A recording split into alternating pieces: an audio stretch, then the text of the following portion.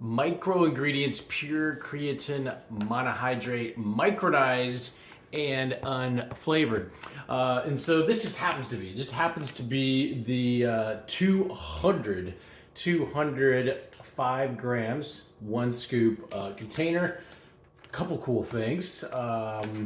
It is no GMO, which is kind of important. But the one thing that I was looking for when it came to the old creatine is that it's like a powder. It's not like grainy, you know, so they have different types of creatine monohydrate, and this is not of the grainy type. This is like a powder. Now it does come with a scoop, so it's nice and convenient. It's a long handled scoop because this is a big old bag. And if you've not had creatine before, pretty much it's tasteless for the most part. And from a mixability standpoint, you can see there, it just kind of dissolved. So you can see there, it's pretty much will settle to the bottom. Give it a little stir.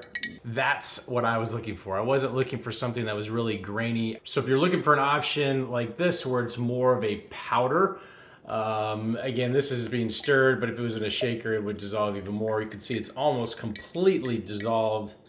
It's starting to turn clear, which is the benefit of going with a powdered form of creatine monohydrate.